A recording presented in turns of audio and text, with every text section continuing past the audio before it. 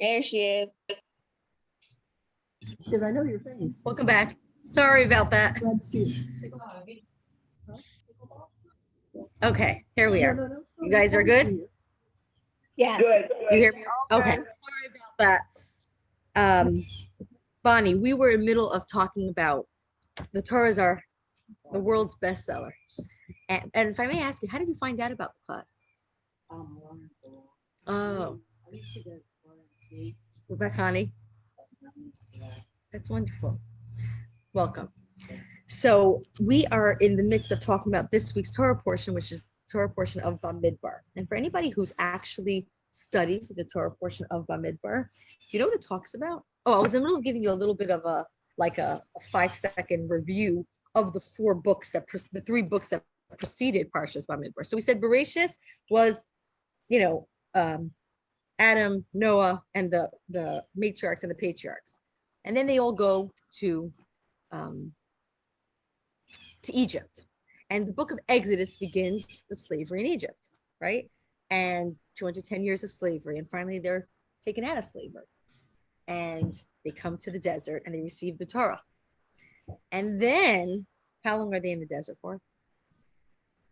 40 years until they reach Israel. So what happens in the book of Exodus, Shemos, and the book of Vayikra, which we just finished last week, talks about all the laws, everything that Moshe learned on the mountain to teach the Jewish people. We're still in the book of, we're still in the desert.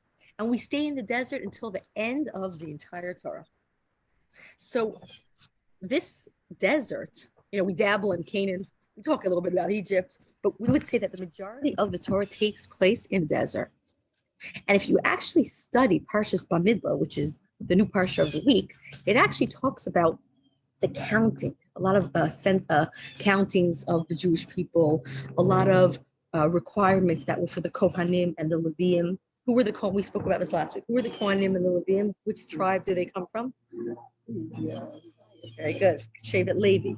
Remember we said that Levi had a daughter, Yocheved. Yocheved had Moshe and Aaron. Moshe and Aaron, from Moshe came all the Levites, from Aaron came all the priests. And anybody who's a direct descendant from Moshe is a Levite, and anyone who's a direct descendant from Aaron is a priest, is a Kohen. Tribal lineage comes from the father, whether you're Jewish or not, comes from your mother. So, why are we saying that? Hi, Maya. Hi, Lauren. Lauren, your friend is here. So, Parshas Bamidbar is talking a lot about, it continues to talk a lot about the things that took place in the desert. Now, I want to address something that is a very interesting topic, and that's the topic of silence. Most people, when they look at the word silence, well, some of us are searching for silence, right? There's so much chaos in the world. Many people run away from silence. They look at silence as a negative thing. It's like the squeaky wheel always gets the most attention, always gets, heard first. Many times when a person is silent in a conversation, they're like, they must not know a lot. They must be ignorant on the subject. Many people in the world are afraid to be with themselves, afraid to have silence in their lives. We prefer the noise, so to speak, of the world. But yet you hear the famous concept, silence is golden. Why is silence golden? Because I'm sure with life experience, each and every one of us sitting around this table and on the Zoom knows that the older we get, the more experience in life we have, we recognize that there's a lot of value in silence. Silence sometimes symbolizes wisdom, sometimes not saying. This takes a lot more strength than to say, holding ourselves back. And there are many values within the concept of silence that we are going to discover today, specifically in connection to the desert. So let's just start with a joke, because it's always good. There was a famous sage, Rava, who always started in the Talmud, all his classes with a joke, just to warm his students up. And our rabbi does does that. He's actually naturally funny. I have to prepare my jokes. so, so there was a man on a horse who was riding through the desert, and he's searching for, signs of life. And eventually, he's riding on a horse. His horse dies, and he's hoping to find some water somewhere. And he's walking now because he doesn't have his horse. And he finally, in the middle of the desert, finds a vendor. And he comes to the vendor and he says, "Oh, thank God I found you. Please help me. I'd like to buy some water." And the man says, he's like, "I'm so sorry. I don't have water, but I sell ties." He's like, "Ties in the desert? Are you normal? I need water. I'm going to faint." He says, "I'm so sorry. This is what I'm selling. If you don't like it, I can't help you." So he moves on and he's walking and he's literally fainting. He sees a restaurant coming up. He can't believe his eyes. A restaurant in the desert? It doesn't make sense. Who's a restaurant in the desert? And he decides, maybe he's like hallucinating because he's in a desert, but he's going to check it out anyway. He comes and he opens up and he sees it's literally a restaurant. So, the doorman opens the door to him and he says, "Sir, you can't come in here unless you're wearing a tie."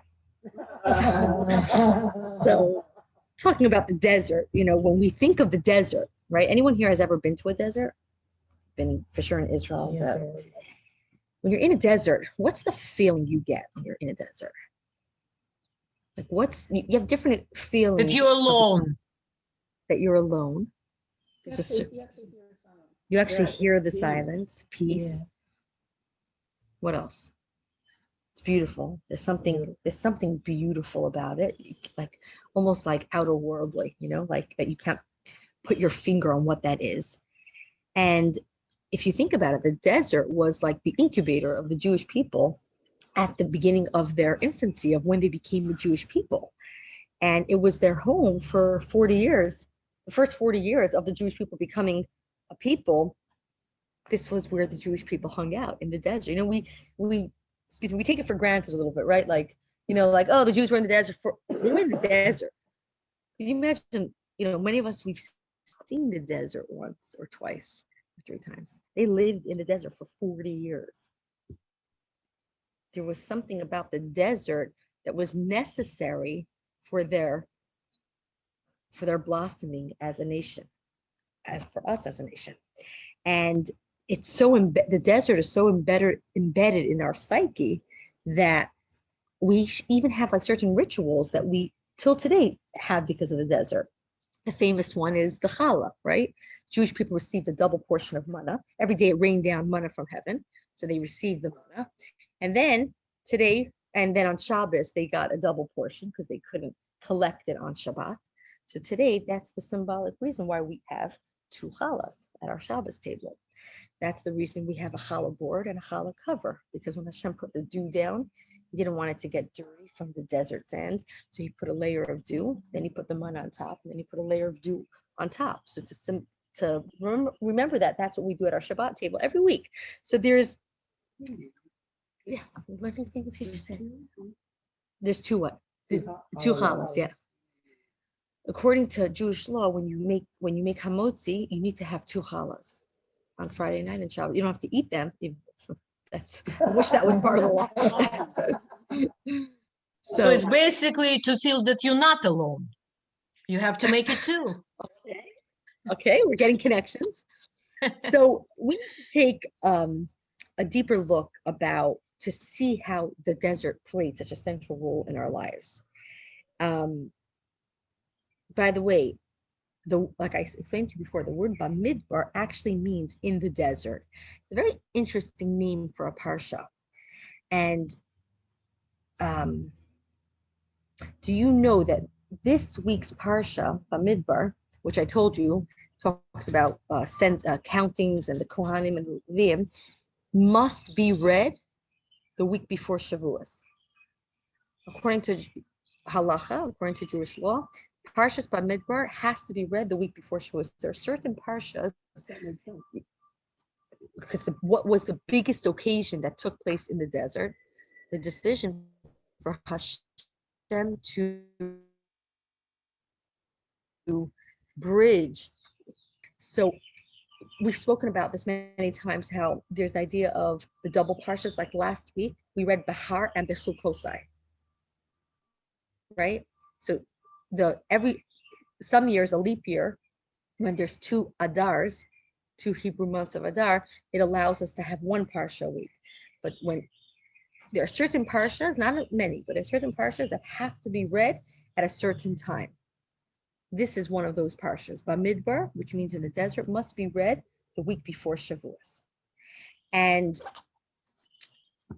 so what's so special about the desert? So we know that one of the famous Jewish readings, aside from that are within the Torah itself, is the famous Haggadah, right? Everybody knows about the Haggadah. And one of the famous songs that we sing in the Haggadah, everybody loves this song. What's one of the famous ones that we sing on Pesach? All kids love it. Na na na na na na na na na na na. Dayenu, right? Dayenu. Come on, you know what I'm talking about, right? Dayenu, right? What is Dayenu? What's the song of Dayenu? Right. Okay. A little delayed here. What is what is Dayenu? What is this whole? There you go. By the way, isn't that amazing?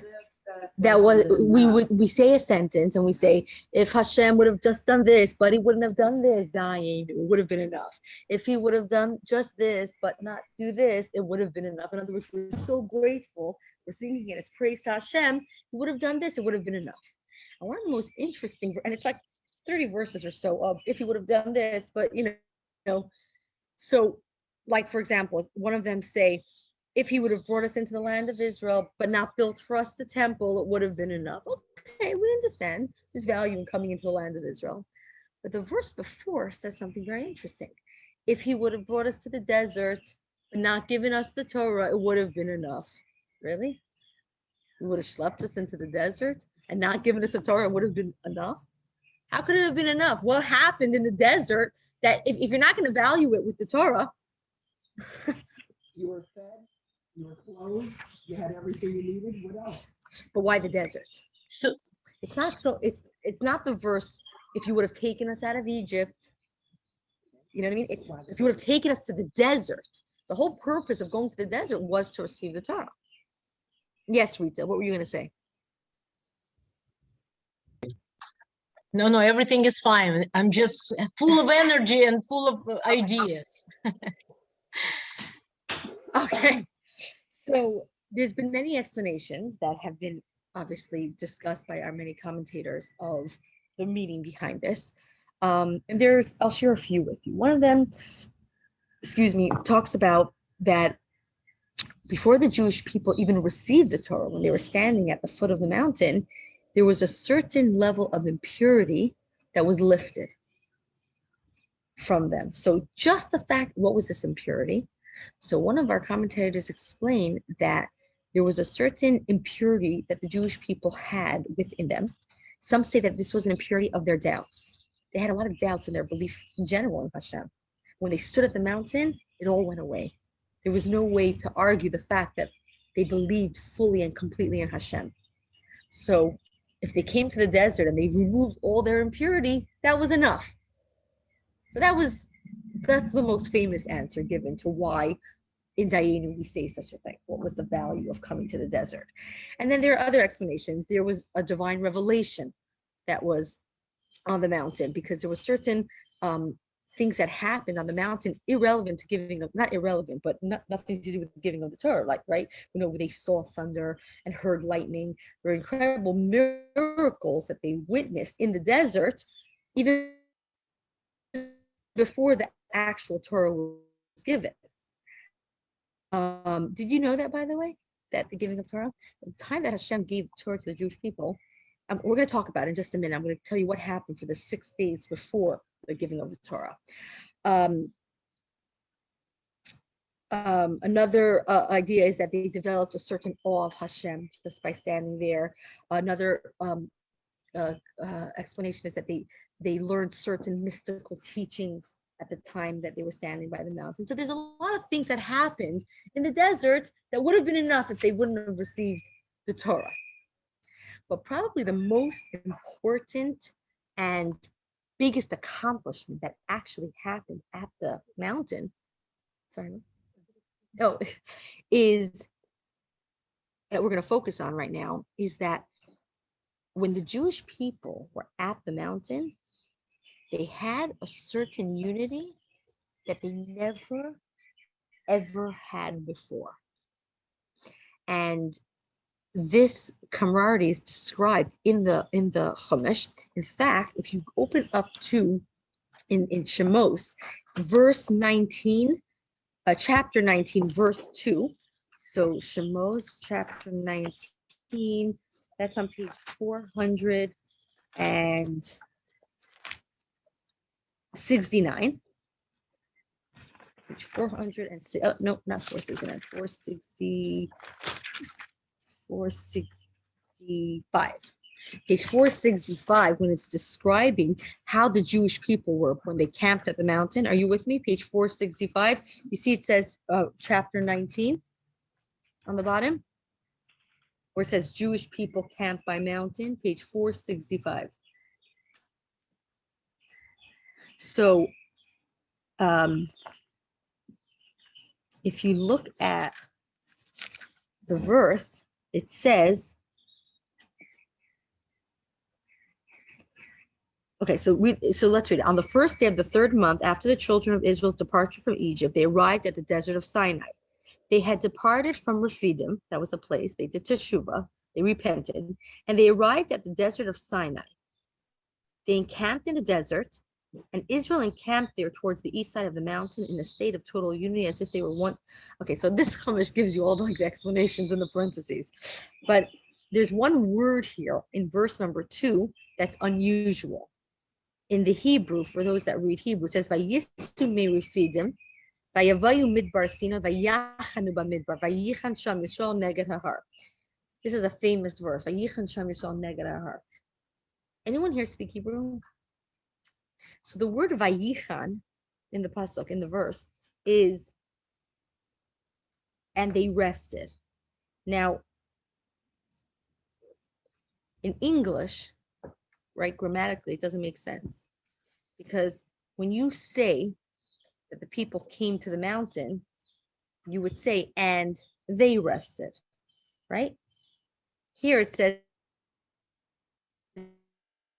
and he rested. Sorry, singular. Thank you. So it should have said Vayachanu, and they rested. But here it says Vayichan sham Yisrael neged hahar. And Rashi asks this question. It doesn't make sense grammatically. And this is where it says Vayichan sham Yisrael. This is a famous verse. You should all know this by heart. Ki ish echad b'lev echad. They were like one man with one heart. This is many Jewish songs in the Jewish music world have been written on this verse. It's like like one man with one heart. This is what they were completely at peace with each other. This was, if we're going to talk about all the unbelievable things that happened in the desert aside from the Torah, that's a miracle. Because we know that with every, right? I mean, 3 Jews, 4 opinions. So maybe that was, look at the world today. Right? So maybe, like, I'm sorry, but that's exactly what it is, because that's no, go ahead. to show that we depend on each other. So that's for sure that we depend on each other, but many times, and we know that this idea of unity, none of us take it for granted. Because to be truly, I mean, for Rashi to say, like one man, like one heart, each and every one of us know that to be truly at peace with another person, we're not even talking about like people you don't know. It's easy to get along with people you don't know, right? It's to get along with people within our own family, within our own community, within our own friends, when we share different views. To go and have one, and the Jewish people were coming from that, because we know it says they came from Rephidim, and it says in parentheses, and they did tshuva, because they had many arguments along the way that are documented in the Chumash. But magically, they came to the mountain. They stood there, like one man, like one heart. So what was it, that like magical ingredient that allowed them to get to this heightened sense of unity, which was so unusual? So what do you think? It's not like they received the Torah, they heard Hashem's voice already, and they were like, oh my God.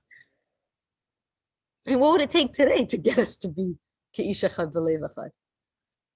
It's desire.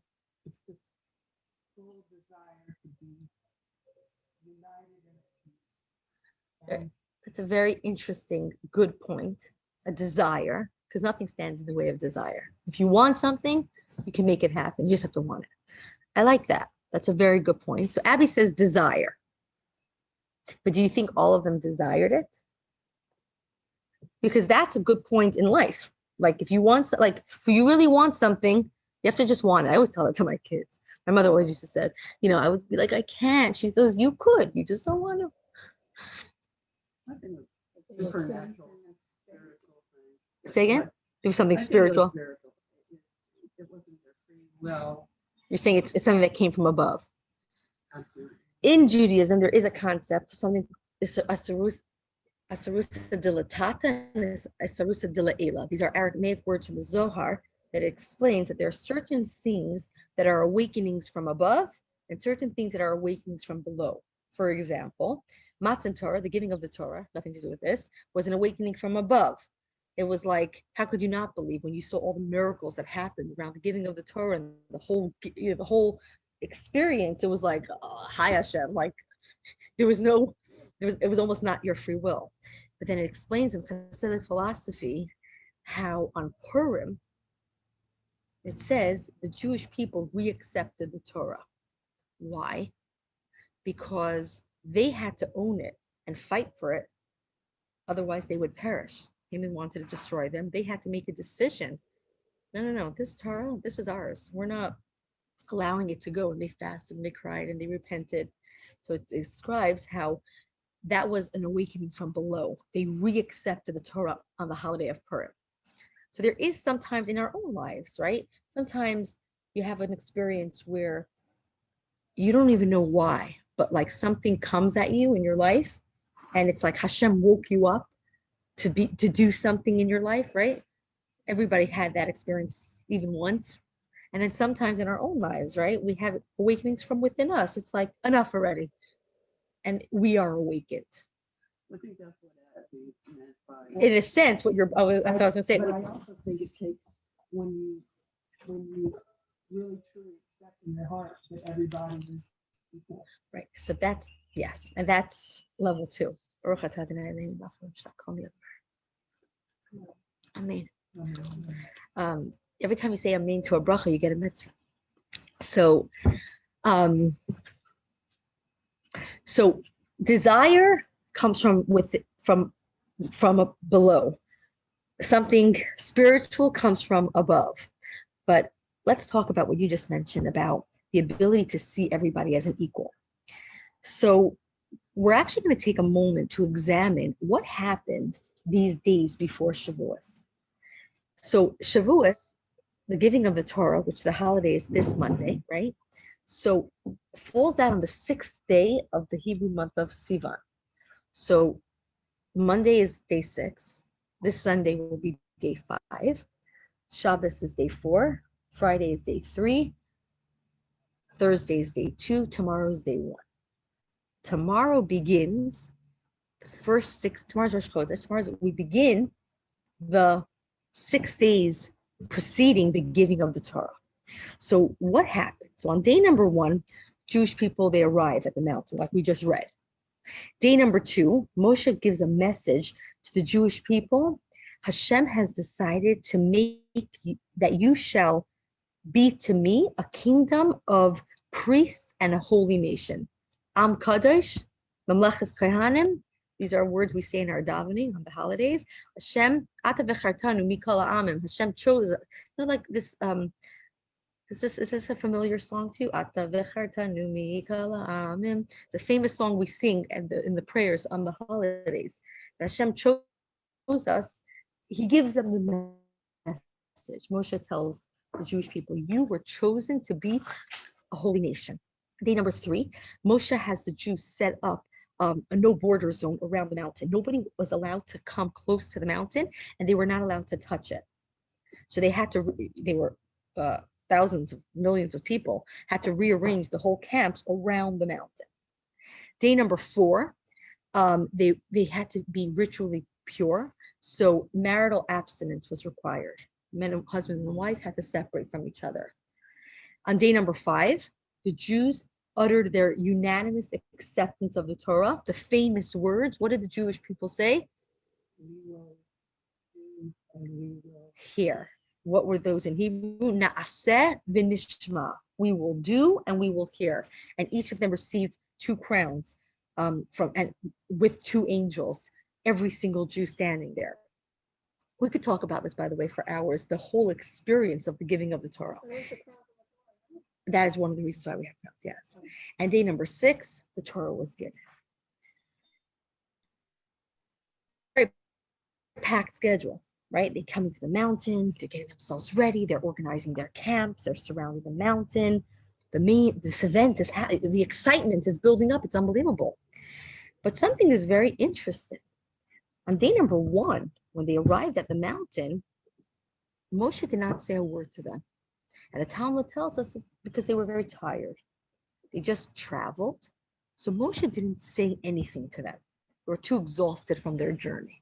He only started to talk to them on day number 2. They just pitched their tents. They went to bed. Now, even the most elementary student would understand that there's something that seems peculiar about this, right? It's like, anybody who drove with their kids to an amusement park for 3 hours, even if they're tired, when they get there, you get energy again. Why is it? Because there's a certain excitement. To imagine that the Jewish people come to the Torah, they've been talking about this for weeks, since they left Egypt. We're coming to the mountain, we're going to receive the Torah. This was like something that they were, in fact, we count Svirasa Omer, like the class that we did last week, the count. Have you been using the book? Or at least looked at it? I have.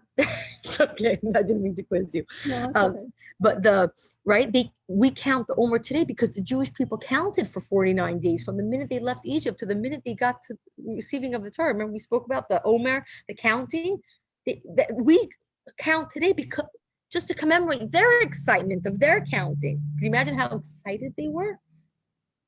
So it's like, it's like, would a bride be too tired to pick up her gown the night before the wedding? It's like, something seems very amiss in the fact that they came, okay, we're tired, we'll talk tomorrow. They came, they arrived. So, do you think that this was just because they were tired? Do you think? So you think it was a negative, that there was a disconnect? Yeah, if you have a good news, you basically want to tell good news, go to sleep, we'll talk tomorrow. I think That's a human way of thinking. Right. Yeah, I get it. I would also tell my kids, get to bed, we'll talk tomorrow. That's right. What they went through, they finally realized the significance of what just happened. And sometimes when something like this, even something as exciting as it was happening with them, sometimes we need that moment of quiet To absorb. yeah, to just be alone and to realize what's significant. Right. Going back to what we started to talk about, the silence, just to be. What were you going to say? I was just thinking that if I was making the travel and I was getting ready to receive what I was getting ready to receive with all these people, as I'm going there, I would think to myself, my life will not be the same tomorrow. Everything will be different.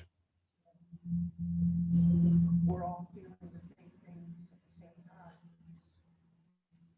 And I guess it's just being with yourself.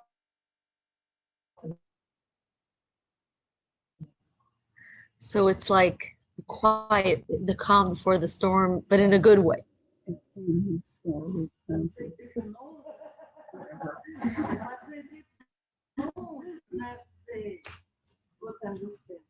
Well, they knew that the Torah was going to be given. That Moshe told them in the beginning of, but the excitement was slow, and the instructions were slowly built up the couple days before. So let's return for a moment to our other discussion about this new profound love that they had for each other, right? They stood like one man with one heart. The fact is that this mysterious love overnight appeared at the mountain is very interesting. And in general, we know that difference of opinions is just the way it is. It's like, there's two Jews, or there'll be always three opinions. It's like the two guys who come to the rabbi, Max and I don't know, Isaac, and they have a difference of opinions, and the rabbi listens, and his wife is standing there, and Max listens, and he listens, and he says, Max, you're right. And then he turns to Isaac, and Isaac gives him his whole spiel, and he says, Isaac, you're right. And they both leave, and his wife turns to him and says, how could they both be right? He's like, you're right. It's like, this is the way life is. We're always going to have difference of opinion. This is the way Hashem made us. And the reason we have difference of opinion is simply because of our ego, our intellectual abilities, not ego in the sense of like a big shot, like it's my way or the highway. It's more of the sense of self, that this is what I believe in a good way. And the fact, by the way, that we have a sense of ego is what allows us to accomplish in life. That's what allows us to do many things. There's a time for nullification of the ego. There's a time for ego in a healthy way. In fact, the whole idea of matzah on Pesach, when the Jewish people were leaving Egypt, they had to become very humble. That's why we don't have hot bread that rises. They had the matzah that keeps them humble, because at the start of any relationship, there needs to be a sense of humility. And by Shavuot, what was the sacrifice in the times of the temple that they brought to commemorate Shavuot? It was on bread, on yeast, things that rise. So there's a time and a place for everything. But we understand that life is such. You and I each have different intellectual abilities. We come from different places. We have different views and different opinions. Some things we share, some things we don't. And the feeling of self and individuality, which is on the one hand can be a wonderful thing, has been the cause of many fights, arguments, and more ugly things. And in Hasidic philosophy, which is based off of Kabbalah, this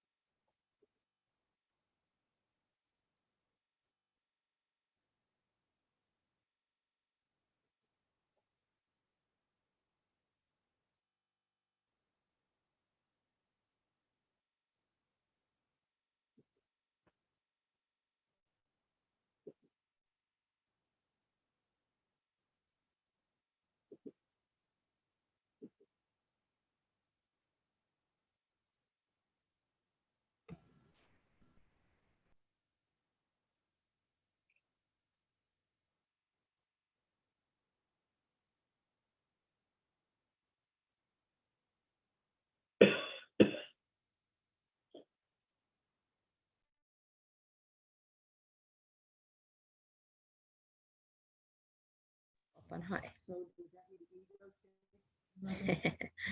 interesting.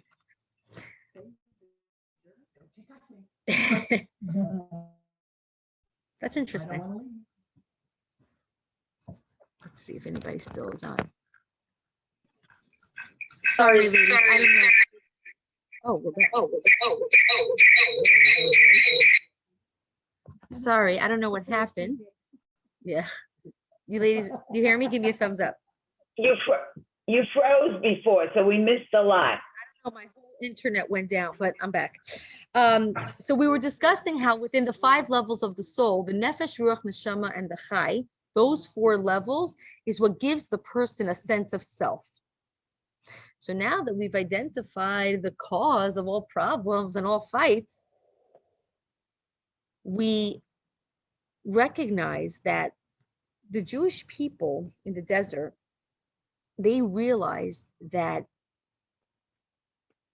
in order for them to receive something so much greater than themselves, they needed to come to a place where they can receive.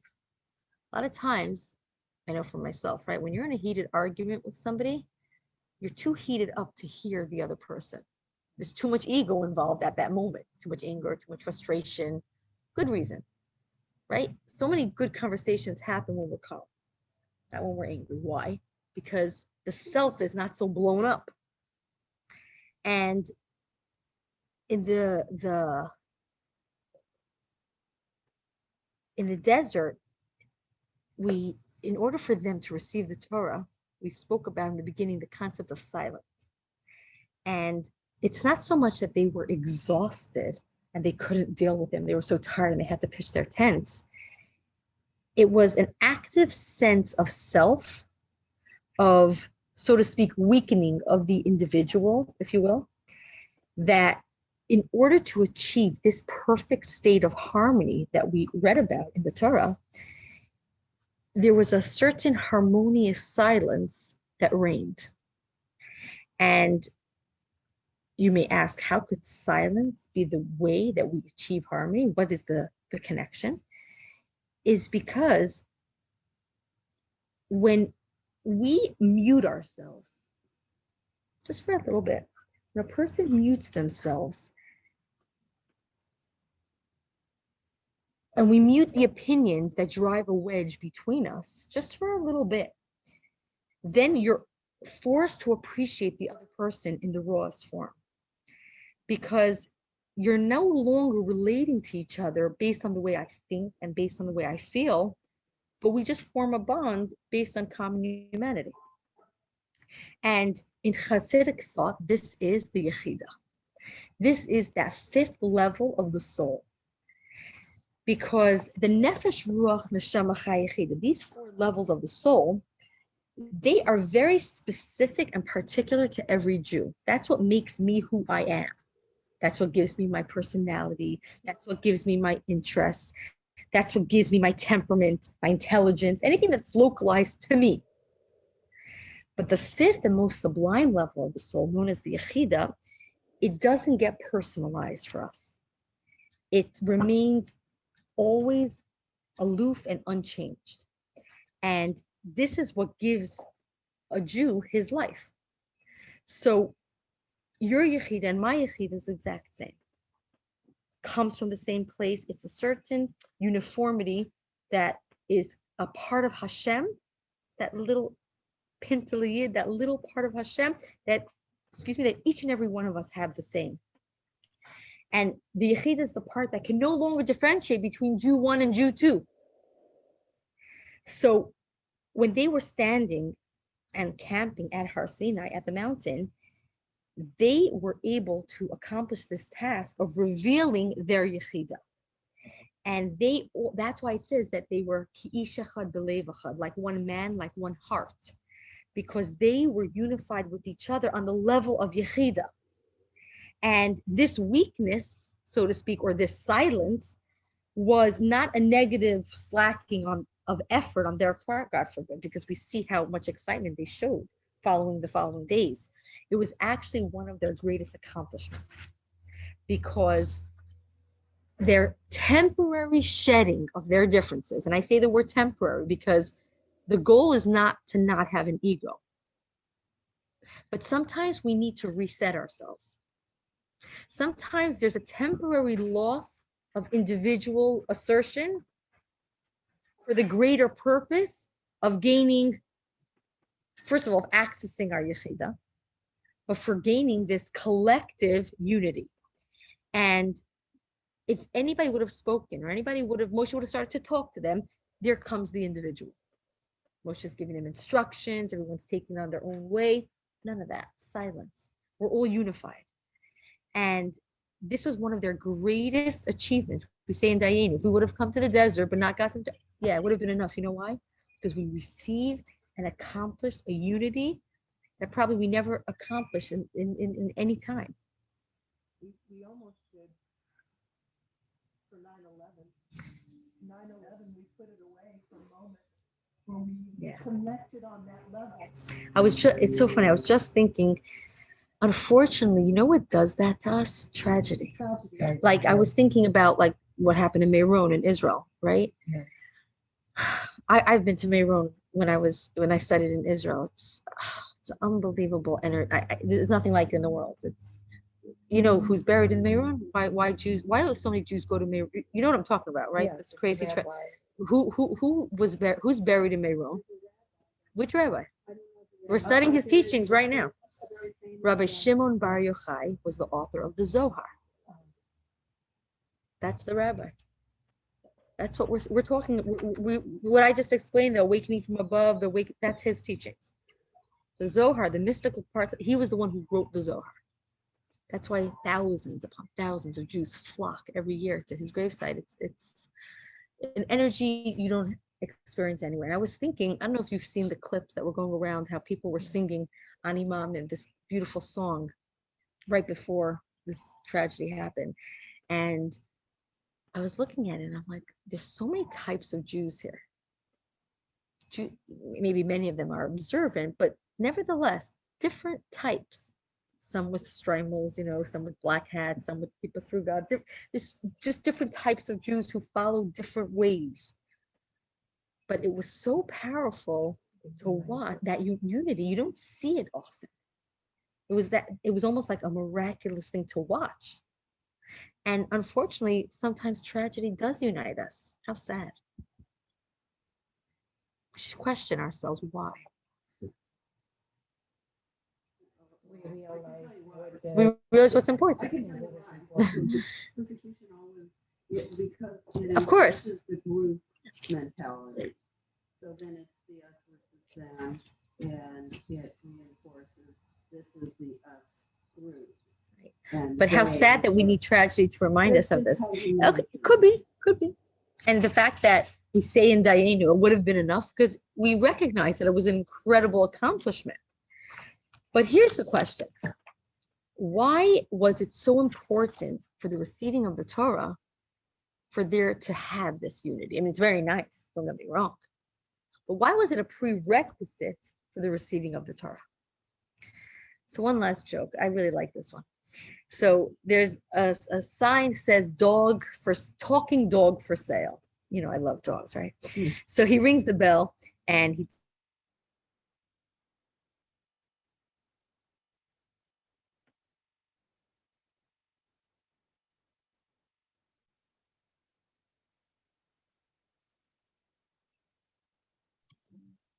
Rivka, we cannot hear you.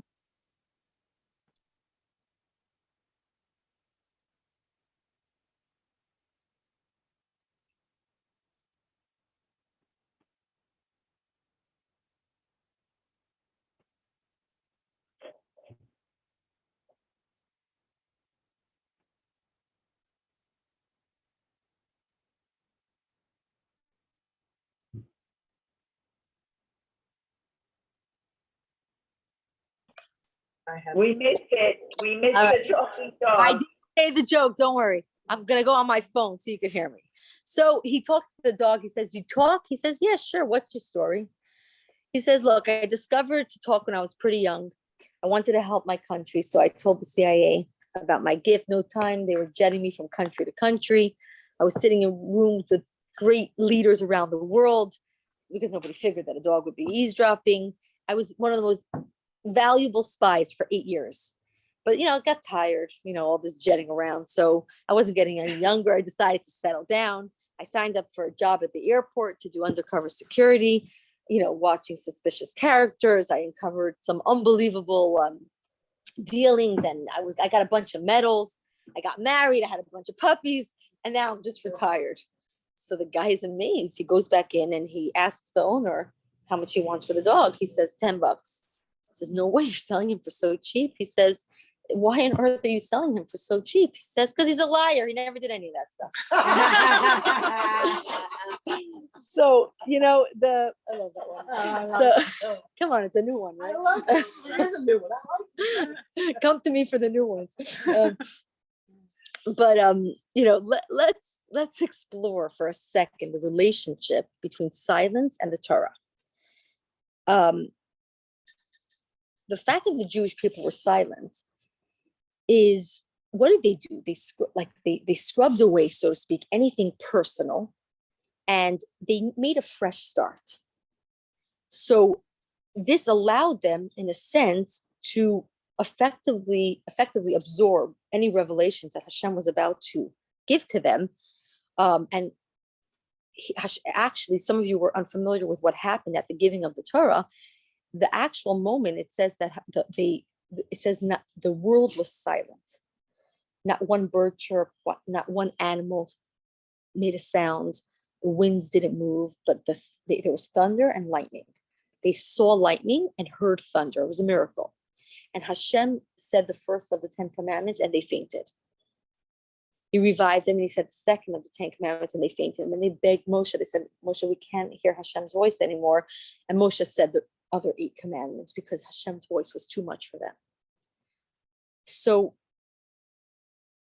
in order for them to appreciate the Torah and to receive this new wisdom, they had to come, so to speak, like a blank canvas.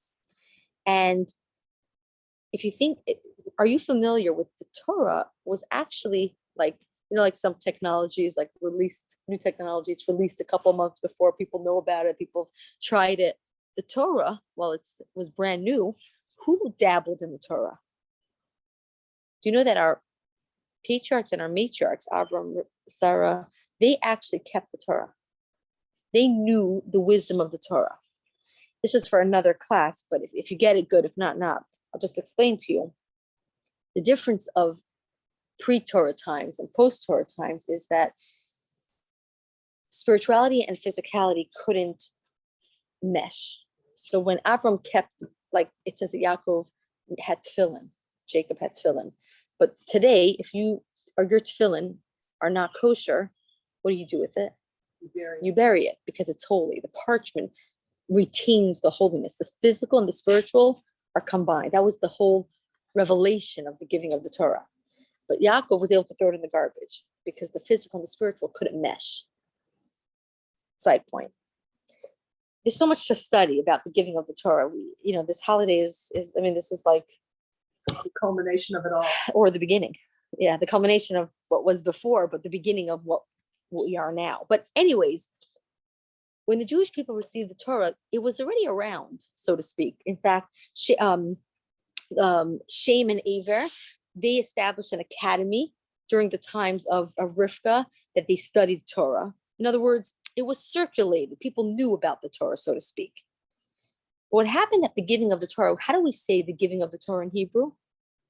Matan Torah, the giving of the Torah, which means that when Hashem gave the Torah, Hashem gave of himself.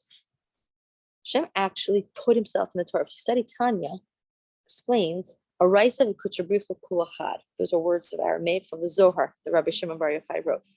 That the Torah and Hashem's wisdom are one.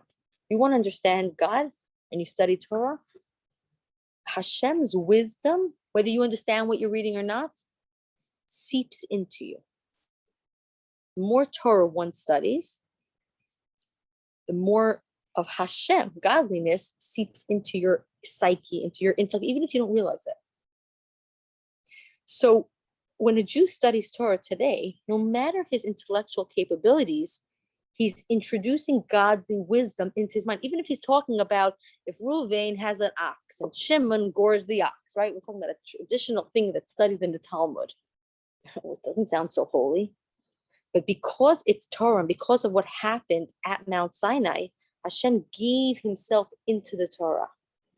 And that divine energy that a person accomplishes, when they learn, when a person receives, when they learn Torah, it permeates into their consciousness. So now what happens is that in order for the Jews to be able to receive this unbelievable thing that each and every one of us take for granted today, is they had to have a reset of any previous understanding of Torah that they may have heard of or they needed a true blank canvas for Torah. And we know that in order for us to study Torah today, one of the biggest things that hold people back is their ego. Because a person could learn a lot of Torah. They could feel very, proud of themselves. Their ego, a person could be a big Torah scholar and have a big ego. Not necessarily is Torah study, even though you're filled with divine wisdom, going to remind you, to pipe down. So, and by the way, the reason Hashem gave the Torah on the smallest mountain, on Sinai, was for this reason, that in order to truly absorb Torah, see, a person could look at, as for humility, a person could look at Torah like a book. It's like, you're good at math, I'm good at Torah. But the minute we make that mistake, we lose the essence of what Torah really is. And now we understand the whole fixation on the desert. Why 4 out of 5 books it's all about the desert? Because a desert is plain, it's colorless to a certain degree, right? There's no vegetation. It almost has no characteristic except for the fact that it's a desert. So it's barren and it has no individuality, right? Many people, when you're standing in the desert, you feel like this open, it's endless, right? So in a sense, that's the ultimate blank canvas to receive the Torah.